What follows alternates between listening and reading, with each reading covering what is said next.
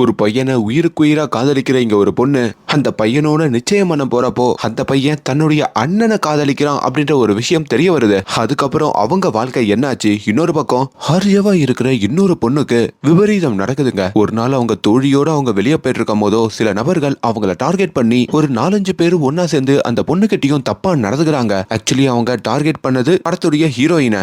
ஆனா தெரியாம அவங்க தப்பிச்சு அவங்க தோழிக்கு அந்த விபரீதம் நடந்துருது. இப்பதான் தோழிய இப்படி பண்ணவங்களை ஹீரோயின் கண்டுபிடிச்சாங்களா இல்லையா, அதுக்கப்புறம் அங்க என்ன ஆகுது அப்படின்ற எல்லாத்தையும் தான் இந்த கதையில சொல்லிருப்பாங்க. எல்லாருக்குமே வணக்கம். இன்னைக்கு நம்ம உஸ்தாத் பகத்சிங் அப்படின்ற ஒரு வித்தியாசமான தெலுங்கு படத்துடைய ஸ்டோரி ரிவ்யூ தான் பார்க்க போறோம்.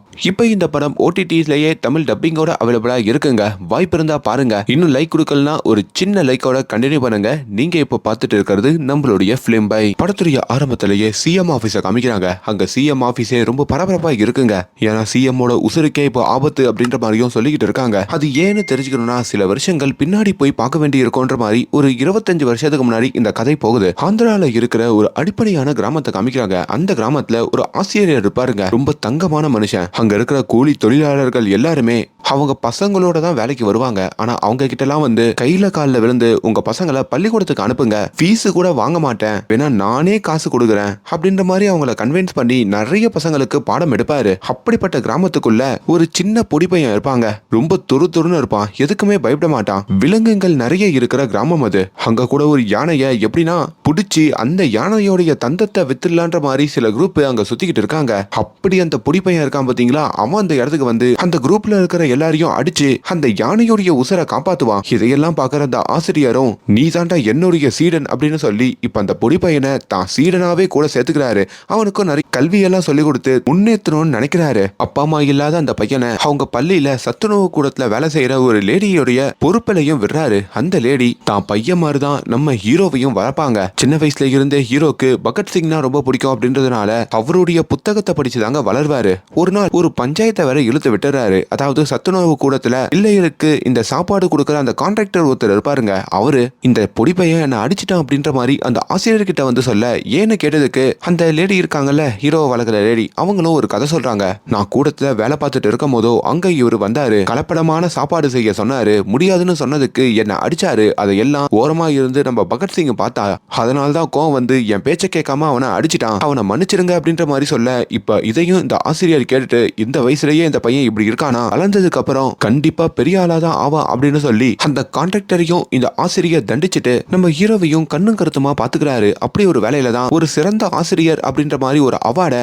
அந்த ஸ்டேட்டே இப்ப இந்த ஆசிரியருக்கு கொடுக்குதுங்க. முக்கியமா சிஎம்ஏ வந்து நேர்ல வந்து இந்த ஆசிரியரை வாழ்த்திட்டு போக அதெல்லாம் ஊருக்காரங்க வியந்து போய் பாக்குறாங்க. சிஎம்ஓ நம்ம ஆசிரியர்கிட்ட வந்து நீங்க என்னுடைய பார்ட்டியில ஜாயின் பண்ணணும், எனக்கு கீழே நம்பிக்கையானவங்க யாரும் இல்ல, அப்படி என்னோட உதவியாளரா நீங்க இருந்து கட்சியை நீங்க பாத்துக்கணும்ன்ற மாதிரி அந்த ஆசிரியரையும் தான் கூடவே கூப்பிடுறாரு. இவருக்கும் என்ன பண்றதுன்னு தெரியல. கிராமத்தை விட்டு பிரிய வேண்டிய நேரம் வந்துருது. இப்ப அந்த சின்ன பையன்கிட்டயும் வந்து சிஎம் என்ன கூப்பிடுறாரு, நான் போய் தான் ஆகணும்ன்ற மாதிரி இந்த ஆசிரியர் சொல்ல ஹீரோக்கும் அழுக வருது. ஏன்டா அழுகுற, நீ இந்த கிராமத்துல இருந்தா என் வேலையை நீ பாத்துப்பேன்னு எனக்கு தோணுது, ஃபியூச்சர்ல எனக்கு உதவி தேவைப்பட்டதுன்னா நான் உன்னை கண்டிப்பா கூப்பிடுவேன், அப்ப நீ என் கூட வா அப்படின்னு சொல்லிட்டோம். ஒரு சத்தியத்தை வாங்கிக்கிட்டு அந்த ஆசிரியர் அங்க இருந்து கிளம்பி அந்த கட்சியில வந்து சேர்ந்திருப்பாருங்க. இப்ப கட் பண்ணா கதை நிகழ்காலத்துக்கு வருதுங்க. அதாவது 25 வருஷம் கழிச்சு கட்சியில வேலை பார்த்து முன்னாள் சிஎம் போய் சேர்ந்ததுக்கு அப்புறம் இந்த ஆசிரியர் இருக்காரு பாத்தீங்களா, அவர் இப்போ சிஎம்மா மாறுறாரு. ஆனா அங்கதான் ஒரு விபரீதமும் நடக்குது. அப்படி அந்த சிஎம் ஆன ஆசிரியர் அங்க ஒரு கல்யாணத்துக்கு போயிருக்காருங்க. தான் தொண்டனுடைய ஒரு கல்யாணம் தான் ஒரு சின்ன வீட்டுல ஏற்பாடு பண்ணிருக்காங்க போல. அந்த கல்யாணத்துக்கு போகும் போதோ அங்க இருக்கிற ஏதோ ஒரு பயங்கரவாதி இந்த சிஎம் சுட்டுறான் போல. அதுல சிஎம் அன்கான்சியஸ் ஆகி இப்போ அவசர சிகிச்சையிலையும் இருக்காரு. அதனால்தான் ஓப்பனிங்ல அந்த பரபரப்பான காட்சியை காமிச்சிருப்பாங்க. இப்ப சிஎம் அன்கான்சியஸா இருக்கிறதுனால வெளியில கொஞ்ச நாளுக்கு வேற யாருன்னா சிஎம்மா இருக்கணும் அப்படின்ற மாதிரியும் கட்சிக்குள்ள இருக்கிற ஒருத்தரையே இப்ப சிஎம்மா தேர்ந்தெடுக்கிறாங்க. ஆனா தேர்ந்தெடுக்கிற கொஞ்ச நாள்லயே அவரும் ஒரு விபத்துல சிக்கி ஸ்பாட்லயே போய் சேர்ந்துடுறாருங்க. அப்பதான் அவருடைய இறுதி அஞ்சலி செலுத்துறதுக்காக அந்த இடத்துக்கு இந்த படத்துடைய வில்லனான நாகப்பா அப்படின்ற மாதிரி ஒரு நபர் வராரு. இவரும் அதே கட்சியில சேர்ந்தவர் தான். முன்னால் இருந்த அந்த ஆசிரியர் சிஎம்க்கு அப்புறம் நம்ம தான் பதவிக்கு வரணும்னு உழைச்சிருப்பாரு. இப்ப இன்னொருத்தர் வந்ததுனால இவரு தான் அங்க ஒரு லாரி அனுப்பி அந்த தற்காலிக சிஎம் போட்டு தள்ளிருப்பாருங்க. அவளை ஏன் காலையில காலையில கோயிலுக்கு போகும்போது கூட பூசாரி இவரோட கைய பார்த்துட்டு உங்களுக்கு கைரேகை சரியா இல்ல, அதனால உங்களால சிஎம் ஆக முடியாதுன்னு சொல்லிருப்பாரு. இவருமே தன்னோட கைய அங்க கிழிச்சுக்கிட்டு இப்ப ரேகை கரெக்டா இருக்கான்ற மாதிரி பூசாரி கிட்டயே பிரச்சனை பண்ணிட்டு அப்படி நேரா அந்த தற்காலிக சிஎம் இறுதி அஞ்சலிக்கும் வராரு. அங்க அந்த சிஎம் உடைய பையனையும் பார்த்துட்டு உங்க அப்பா ஆக்சிடென்டால தான் போனாருன்னு நினைக்கிறியா? அந்த ஆக்சிடென்ட் பண்ணதே நான் தான். அவளையே நம்ம முன்னாள் சிஎம் நம்ம ஆசிரியர் ஐயாவை இப்போ ஐசியூல படுக்க வச்சிருக்கிறதும் தான். எல்லாம் இந்த சிஎம் போஸ்டுக்காக தான் பண்ணேன். இப்பயும் கட்சியில இருக்க வேற யாருக்குன்னா சிஎம் போஸ்ட கொடுத்தீங்கன்னு வைங்க, அவங்களையும் இப்படிதான் தூக்குவேன் அப்படின்ற மாதிரி அந்த பையனை மிரட்டி தான் சிஎம் ஆகணும்ன்ற மாதிரி அந்த சிஎம் நாற்காலியையும் இப்ப இந்த வில்லன் எடுத்துக்கிறாரு. இப்படி ஒரு மோசமான நபர்கிட்ட சிஎம் பதவி வந்ததுக்கு அப்புறம் அந்த நாடே கதிகலங்கி போயிடுங்க. இந்த வில்லனுக்கு மொத்தம் 2 பசங்க. முதல் பையன் ஒரு விபத்துல போயிருப்பான். இப்ப 2வது மகனுக்கும் கால் பண்ணி அப்ப சிஎம் ஆயிட்டேன், இதுக்கப்புறம் நம்ம பிசினஸ் எல்லாத்தையும் நீதான் பாத்துக்கணும்னு சொல்ல இப்போ வில்லனோட மகனும் காட்டுக்குள்ள இருக்கிற சின்ஹா அப்படின்ற மாதிரி ஒருத்தருக்கு கால் பண்றான். என்னையா சின்ஹா, நம்ம பிசினஸ்லாம் எப்படி போயிட்டு இருக்கு? எல்லா இலையையும் கரெக்டா வித்துட்டு தானே இருக்க அப்படின்ற மாதிரி கேட்க, ஐயா இங்க ஒரு பிரச்சனை போயிட்டு இருக்கு, நாளைக்கு நேர்ல வாங்க சொல்றேன் அப்படின்ற மாதிரியும் இப்ப அந்த வில்லனுடைய மகனையும் கூப்பிடுறான். அப்படி அங்க இருக்கிற ஒரு அடர்ந்த காட்டுக்குள்ள இந்த சந்தன மரத்தை வெட்டுறது, அதுக்கப்புறம் நிறைய பச்சை இலைகளை கடத்தி அதெல்லாம் வெளியில விற்கிறது தான் இந்த சின்ஹாவுடைய வேலைங்க. ஆனா இப்ப அந்த சின்ஹாவோ இதையெல்லாம் இப்போ இந்த காட்டுல பண்ணவே முடியலையா. இங்க இருக்கிற போலீஸ்காரங்க நம்ம கிட்ட இருக்கிற 25 டன்னு பச்சை இலைகளை பறிமுதல் பண்ணிட்டாங்க. போலீஸ் எல்லாம் ரொம்ப ஸ்ட்ரிக்டா இருக்காங்கயா அப்படின்ற மாதிரி சொன்னதும் வில்லனோட பையனுக்கும் பயங்கர கோவம் வருது. ஏயா எங்க அப்பாவே சிஎம்மா இருக்கும் போதோ இதெல்லாம் சர்வ சாதாரணம், எந்த ஸ்டேஷன்ல நம்ம சரக்கு 25 டன்னை வச்சிருக்காங்கன்ற மாதிரி கேட்க, அப்பதான் அங்க ஒரு போலீஸ் ஸ்டேஷனை காமிக்கிறாங்க. அங்க இருக்கிற ஒரு இன்ஸ்பெக்டரும் கிட்டத்தட்ட 2-3 நாளா இந்த ஒர்க்ல வீட்டுக்கே போகாம ஸ்டேஷன்லயே இருக்காரு போல. இப்ப அவங்க மனைவியும் பொண்ணுமே நீங்க வீட்டுக்கே வரதில்ல, அதனாலதான் இங்க வந்துட்டோம்னு சொல்லி அவருக்கு சாப்பாடெல்லாம் கட்டிட்டு வந்து கொடுக்க, அப்ப அந்த இடத்துக்கு வில்லனோட பையன் வராங்க. ஏயா எங்க சரக்க பறிமுதல் பண்ணிட்டு உனக்கு சாப்பாடு கேக்குதா? இப்ப நான் யாரு தெரியும்ல, எங்க அப்பா இப்போ சிஎம் அப்படின்னு அங்க பொண்டாட்டி புள்ள முன்னாடியே அந்த இன்ஸ்பெக்டரை அவமானப்படுத்தி அவர் துணியெல்லாம் உருவி அதை செல்ஃபில எடுத்துக்கிறாங்க. இதுல அந்த இன்ஸ்பெக்டருக்கு பெருத்த அவமானமா இருக்குங்க. அப்பதான் அங்க இருக்கிற ஏட்டையாவும் தன்னுடைய போன்ல இருந்து உஸ்தாட் அப்படின்ற மாதிரி ஒரு நபருக்கு கால் பண்றாரு. அந்த உஸ்தாட் தான் முன்னாடி ஒரு சிறுவனா காமிச்ச நம்ம படத்துடைய ஹீரோங்க. அப்படி நம்ம ஹீரோ அந்த இடத்துல என்ட்ரி கொடுத்து சிஎம் ஓட பையன் ஏன்னு எதுவுமே பார்க்காம அங்க எல்லாரையும் போட்டு வெளு வெளுன்னு வெளுக்கிறாரு. அதுக்கப்புறம் அந்த பையனை கடத்திட்டு போயிட்டு தன்னுடைய இடத்துலயும் அவரு அடைச்சி வச்சுக்கிறாரு. இப்ப நம்ம ஹீரோவுடைய வாழ்க்கைய காமிக்கிறாங்க. அந்த ஆசிரியர் விட்டுட்டு போனதுக்கு அப்புறம் நம்ம ஹீரோ அவரோட கிராமத்துல நிறைய பசங்களுக்கு பாடம் சொல்லி கொடுக்கிற வேலையை பாப்பாருங்க. நிறைய உதவிகளையும் பண்ணுவாரு. அப்படி ஒரு நாள் நம்ம ஹீரோவை பாக்குறதுக்கு ஒரு பெரிய பிசினஸ் மேன் வராரு. நம்ம ஊர்ல புதுசா கட்டி இருக்கிற ரெசார்ட்டுக்கு ஒரு பெரிய பணக்காரர் வரப்போறாரு. அவருக்கு ரொம்ப அன்பான பொண்ணு ஒரு பையன் இருக்காங்க. அந்த பொண்ணு ஏதோ பெரிய டிப்ரெஷன்ல இருக்கா போல இருக்கு. நம்ம ஊருக்கு வரவங்க கொஞ்ச நாள் அவங்கள பாத்துக்க முடியுமான்ற மாதிரியும் கேட்க, இப்ப ஹீரோவும் அதுக்கு சம்மதிக்கிறாரு.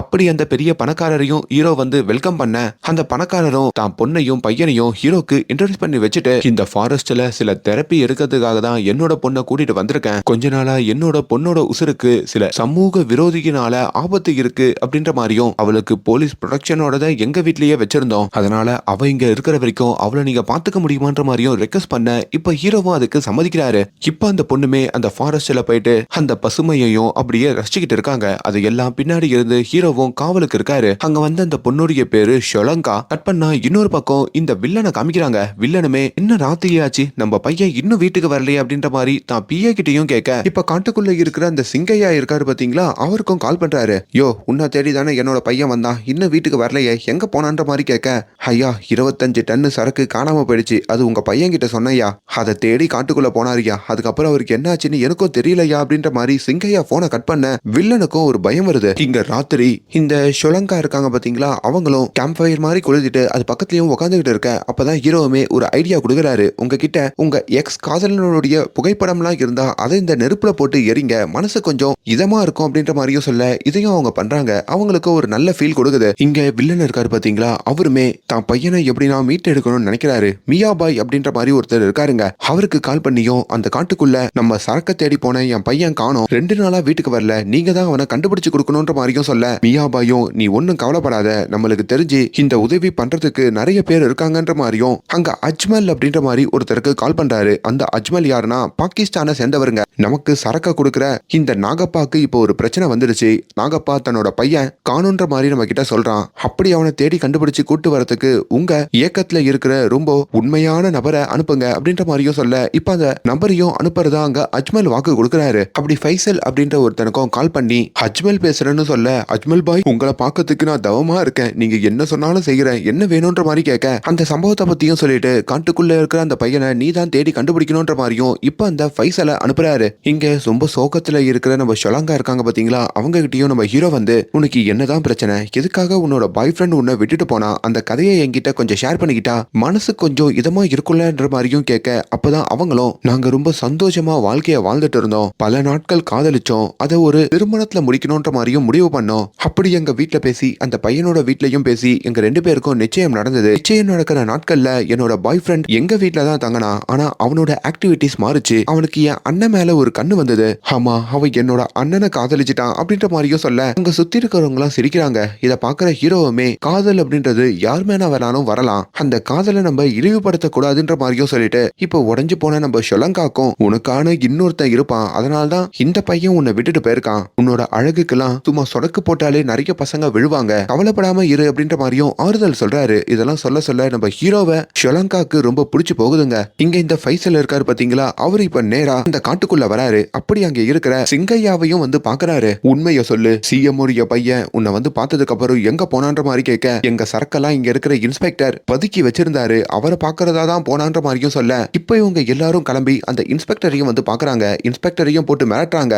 அப்பதான் இன்ஸ்பெக்டர் சிஎம் பையன் என்ன அடிக்க வரப்போ உஸ்தாடுக்கு தான் கால் பண்ண, உஸ்தாத் தான் என்ன வந்து காப்பாத்தினாரு, இப்போ உஸ்தாடுடைய கண்ட்ரோல தான் அந்த பையன் இருக்கணும்ன்ற மாதிரியும் போட்டு கொடுத்துடுறாருங்க. இவங்களுக்கும் அங்க பயங்கர சிரிப்பு வருது. சாதாரணமா கிராமத்துல இருக்கிற ஒரு ஆளு சிஎம் பையனையே கடத்தி வச்சிருக்கானா, அவனை டார்கெட் பண்ணுங்கடா அப்படின்ற மாதிரி இவங்க ஒரு பிளான போட அப்படி நம்ம ஹீரோ பார்த்துட்டு இருக்கிற நம்ம ஹீரோயின் இருக்காங்கல்ல ஷொலங்கா, அவங்கள ஒரு 3-4 பேர் வந்து கடத்துறாங்க. இப்ப ஹீரோ அவருடைய ஊருக்கு வரப்போ ஷொலங்காவுடைய அப்பாவும் வந்து தான் பொண்ண சில மர்ம நபர்கள் கடத்திட்டு போன விஷயத்த சொல்ல ஹீரோக்கும் அங்க பயங்கர கோவம் வருது. அவங்க கிட்டயும் மன்னிப்பு கேட்டுட்டு என்ன ஆனாலும் உங்க பொண்ணை நான் மீட்டு கொண்டு வரேன் அப்படின்ற மாதிரியும் ப்ராமிஸ் பண்ணிட்டு இப்ப அந்த ஃபைசல் இருக்கிற இடத்த தேடி போறாருங்க. அங்கதான் நம்ம ஹீரோயினை வச்சிருக்காங்க போல.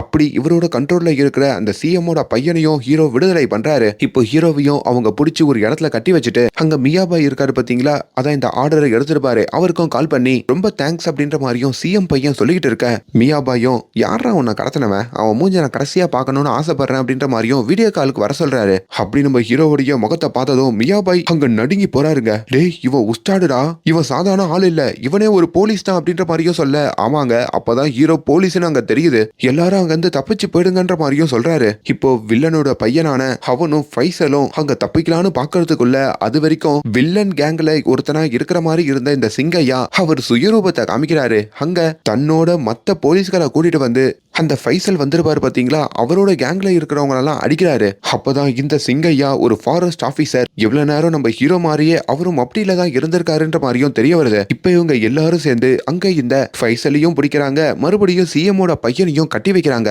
இதையும் அந்த இடத்துல நம்ம ஹீரோயின் ரொம்ப வியந்து போய் பார்க்க அப்படி ஹீரோயின் ஷொலங்காவும் இந்த சிங்கையா கிட்ட உண்மையாலேயே இந்த உஸ்தாடு யாரு அப்படின்ற அந்த கதையை கேட்கறாங்க. அப்பதான் ஒரு பிளாஷ்பேக் உள்ள இந்த கதை போகுதுங்க. சில வருஷங்களுக்கு முன்னாடி இந்த ஆசிரியர் தான் சிஎம்மா இருப்பாரு. அப்படி அவர் இருக்கும் போதோ இந்த உஸ்தாட் ரொம்ப நல்லா படிச்சு அந்த ஊருக்கு ஒரு இன்ஸ்பெக்டரா வந்திருப்பாரு.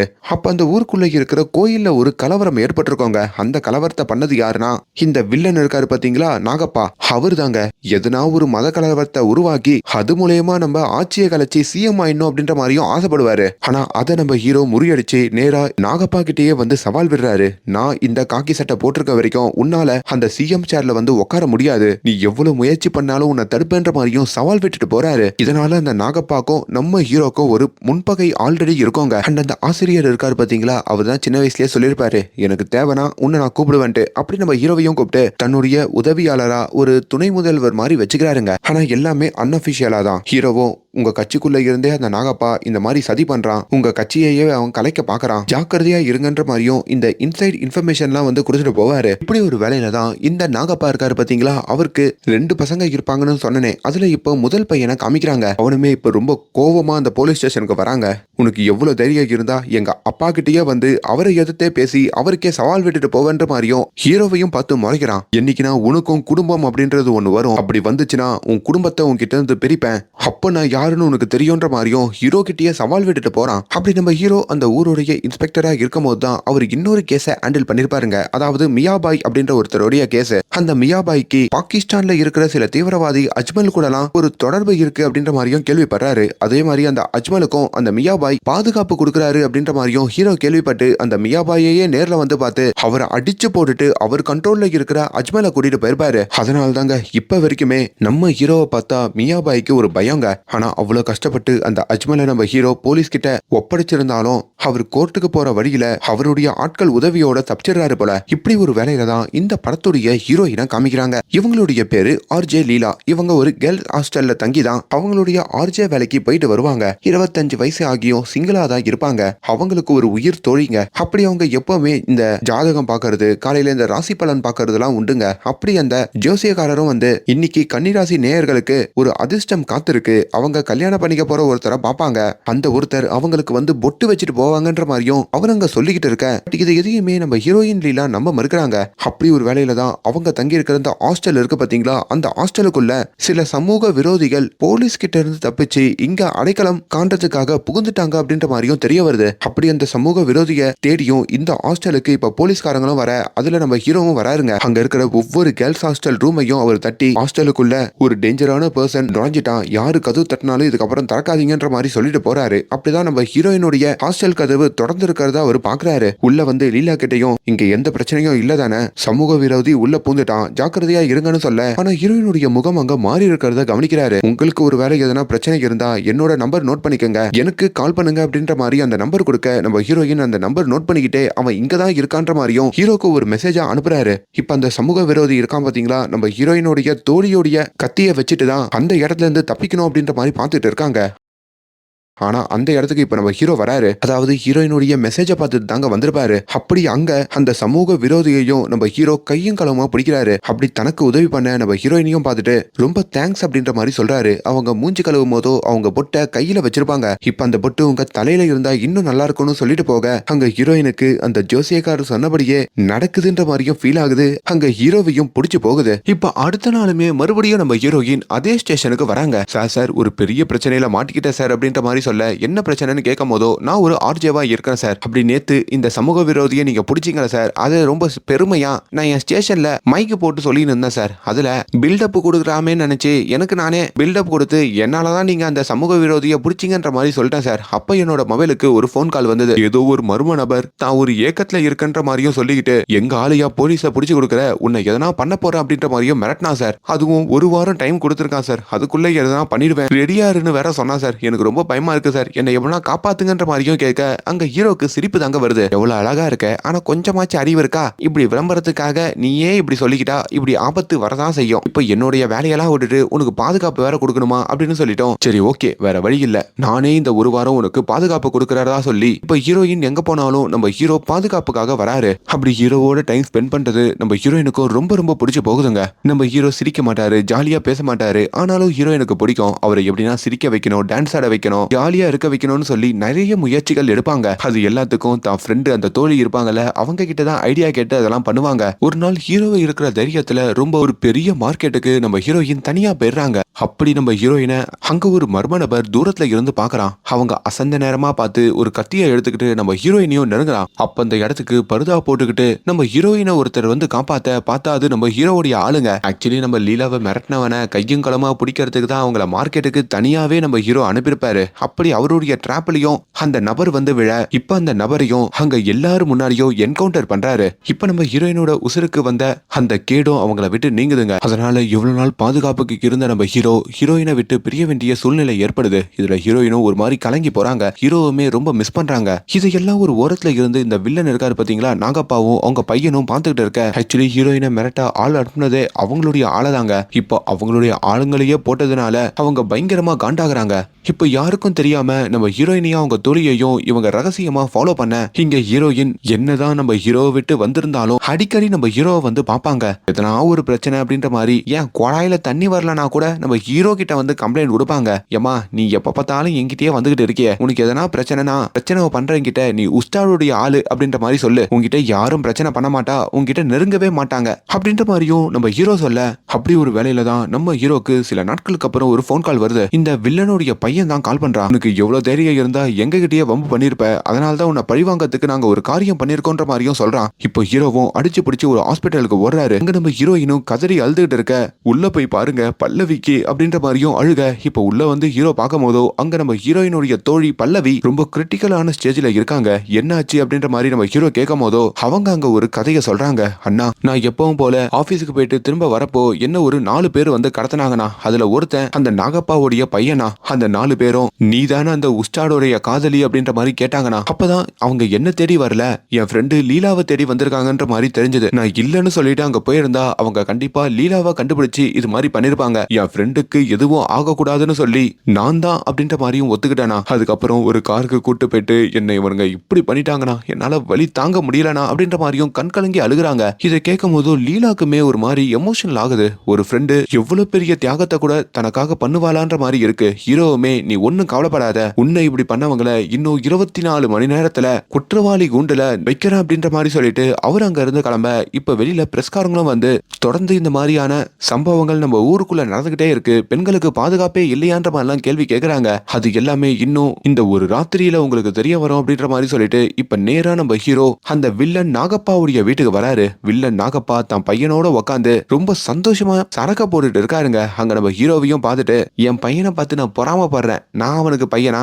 இல்ல எனக்கு அவன் பையனானே தெரியல, என்னாலேயே பண்ண முடியாததை என் பையன் பண்ணிட்டான்ற மாதிரியும் அவரும் அங்க ரொம்ப ஜாலியா பேசிட்டு இருக்காரு. இதெல்லாம் கேட்க கேட்க ஹீரோக்கு பயங்கர கோவம் வந்து இவங்களை கைது பண்ணலான்னு வர அப்பதான் அங்க ஒரு சஸ்பென்ஷன் லெட்டரை எடுத்து நாகப்பா ஹீரோ முன்னாடி நீட்டுறாரு. என்னன்னு பார்த்தா அங்க ஹீரோவை சஸ்பெண்ட் பண்ணிடுறாங்க போல இருக்கு. இப்போ வேலையும் கிட்ட இல்ல, எங்களை ஒன்னும் பண்ண முடியாதுன்ற மாதிரி நாகப்பா சொல்ல, போலீஸா தான் ஒன்னும் பண்ண முடியாது, ஆனா அண்ணனா என்ன வேணா பண்ணலாம்னு சொல்லி அங்க ஒரு கண்ணாடியை எடுத்து அங்க இருக்கிற நாகப்பாவுடைய முதல் பையனுடைய கதையை நம்ம ஹீரோ முடிக்கிறாருங்க. அதுவும் நாகப்பா கண்ணு முன்னாடியே பண்ணிட்டு இதுக்கப்புறம் நீ என்ன வேணா பண்ணிக்கலான்னு சொல்லிட்டு அவர் அங்க இருந்து கிளம்ப.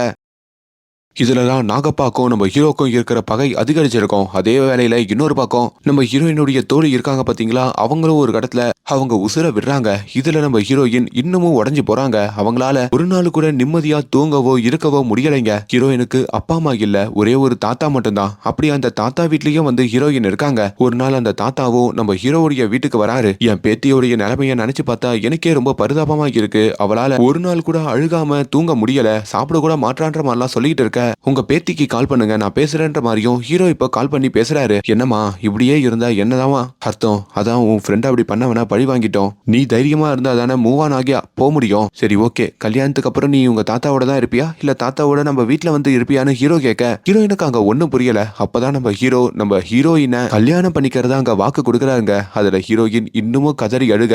அப்படி அவங்க காதலும் அங்க நிறைவேறி அவங்க அப்ப நினைச்ச மாதிரியே நம்ம ஹீரோவோட திருமணமும் முடிவாகுது. அப்படி அவங்க கிராமத்திலேயே ஒரு சின்ன வீட்டுல அந்த திருமணம் நடக்க, அந்த திருமணத்துல கலந்துக்க சிஎம் இருக்காரு பாத்தீங்களா, அந்த ஆசிரியர் அவரே வந்திருக்காருங்க. ஆனா அங்கதான் இந்த வில்லன் நாகப்பா ஒரு பெரிய பிளான பண்ணிருக்கான். ஓப்பனிங்ல ஒரு திருமணத்துல கலந்துக்கும் போது தானே இந்த சிஎம்க்கு குண்டடி பட்டிருக்கோன்னு சொல்லிருப்பானே, அது ஆக்சுவலி ஹீரோவுடைய திருமணத்துல தாங்க. நம்ம ஹீரோயினுக்கு தாலி கட்டலான்னு போறப்போ அங்க இந்த அஜ்மல் இருக்காரு பாத்தீங்களா, அதான் பாகிஸ்தானை சேர்ந்த ஒருத்தர், அவர் அந்த இடத்துக்கு வந்து நம்ம ஹீரோயினை போட்டு தள்ளிருப்பாரு. அதுவும் ஹீரோ கண்ணு முன்னாடியே அது நடந்திருக்கும். அதுக்கப்புறம் அங்க இருக்கிற சிஎம்க்கும் குறி வச்சிருப்பாங்க. அதுக்கப்புறம் சிஎம் கிரிட்டிக்கலா ஹாஸ்பிட்டல்ல அனுமதிக்கப்பட்டிருப்பாங்க. ஹீரோவை மட்டும் சுடாம நீ இந்த வலியை அனுபவிக்கணும்னு சொல்லிட்டு அப்படியே விட்டுட்டு போக, அதுலதான் ஹீரோ முற்றிலுமா உடைஞ்சு போவாரு, கண் கலங்குவாரு. இப்ப அவருக்கு அந்த போலீஸ் உத்தியோகமும் இல்லாம எதுவும் இல்லாம அந்த ஃபாரஸ்ட்ல அவரோட ஊர்லயே வாழ்ந்துட்டு இருக்காரு. அப்படி ஒரு வேலையில தான் அந்த சிஎம் உடைய 2வது பையனும் இந்த மாதிரி பிரச்சனை பண்றதை பார்த்து அவனை கடத்தி வச்சு இந்த எல்லா சம்பவத்தையும் ஹீரோ பண்ணிக்கிட்டு இருக்காருதா அந்த பிளாஷ்பேக்கை சொல்லி முடிக்கிறாருங்க. ஆனா இந்த கதையெல்லாம் கேட்டதுக்கு அப்புறம் கூட அங்க இப்போ நிகழ்கால சிஎம்மோட பையன், அதாவது வில்லனுடைய 2வது பையன், அப்போ நீதான் என்னோட அண்ணனை போட்டியா, அப்போ உன்னை சும்மா விட மாட்டேன்ற மாதிரியும் கோவப்படுறான். கொஞ்ச நேரத்திலேயே இப்ப அந்த சிஎம்மோட பையனையும் அங்க இருந்து காப்பாத்துறதுக்காக அந்த அஜ்மல் இருக்காரு பாத்தீங்களா, பாகிஸ்தானை சேர்ந்தவர், அவர் அங்க வராருங்க. அவரோட அடியாட்களோட தான் வந்திருக்காரு. துப்பாக்கி எல்லாம் எடுத்துட்டு வந்து அப்பதாங்க அங்க வேற லெவலா இன்னொரு ட்விஸ்டையும் காமிக்கிறாங்க. அதாவது இது வரைக்கும் வில்லனா இருந்த அந்த ஃபைசல் இருக்காரு, அவரும் நம்ம ஹீரோவுடைய டிபார்ட்மெண்ட் ஆளுதான். கொஞ்ச நாளுக்கு முன்னாடி ஒரு பப்ல வந்து நம்ம ஹீரோவை மீட் பண்ணிருப்பாரு. நம்ம ஹீரோ தான் நீ கொஞ்ச நாளா ஸ்பையா இருந்து ஒரு துரந்தரா இருந்து அந்த பாகிஸ்தானை சேர்ந்த அஜ்மலோட ஒரு தொடர்பு வச்சுக்கோ, அவனை நம்ம கையும் களமா பிடிக்கணும்ன்ற மாதிரி இந்த நாளுக்காக அதுக்காக 2 பேரும் பிளான் பண்ணி இப்ப அங்க அஜ்மலையும் வர வச்சு அங்க எல்லாரும் சேர்ந்து அந்த அஜ்மலையும் பிடிக்கிறாங்க. அண்ட் அங்க அந்த வில்லனுடைய 2வது பையனையும் இப்ப நம்ம ஹீரோ போட்டு தள்ளுறாங்க. அஜ்மலை பிடிச்ச உடனே அஜ்மலும் அங்க வாக்குமூலம் கொடுக்கறான். தான் இப்படி இந்தியால உலாதறதுக்கு முக்கியமான காரணமே இங்க இருக்கிற அந்த நாகப்பா தான் அப்படின்ற மாதிரியும் சொல்றான். அந்த ஆதாரத்தை வச்சு இப்ப நம்ம ஹீரோ நேரா நாகப்பாவுடைய வீட்டுக்கு போறாரு. உன் முதல் பையனையும் போட்டாச்சு, 2வது பையனையும் போட்டாச்சு, உனக்கு எதிராக எல்லா ஆதாரமும் இப்ப என் கையில இருக்கு, இதுக்கப்புறம் நீ உசுரோட இருக்கிறதும் இல்லாம இருக்கிறதும் ஒண்ணுதான், உன் இஷ்டம்னு சொல்லிட்டு அவர் அங்க இருந்து கிளம்ப இப்ப இந்த நாகப்பாவும் அவமானம் தாங்க முடியாம அங்க ஒரு விபரீதமான விஷயத்த பண்றாருங்க. ஆமாங்க, அவர் வாழ்க்கைய அவரே முடிச்சுக்கிற மாதிரி காமிக்கிறாங்க. கொஞ்ச நாள்லயே அடிப்பட்ட முன்னாள் சிஎம் இருக்காரு பாத்தீங்களா, அவர் ரெக்கவர் ஆகி மறுபடியும் பதவிக்கு வராரு. இப்போ ஹீரோவையும் தான் கூடவே வச்சுக்கிட்டு அங்க அவர் நல்லாட்சி கொடுக்கற மாதிரியும் இந்த படத்துடைய கதை முடியுதுங்க. இப்ப இந்த படம் OTT-ல தமிழ் டப்பிங்கோடய அவைலபிளா இருக்கு. வாய்ப்பு இருந்தா பாருங்க. அண்ட் இன்னொரு வீடியோல மீட் பண்றேன்.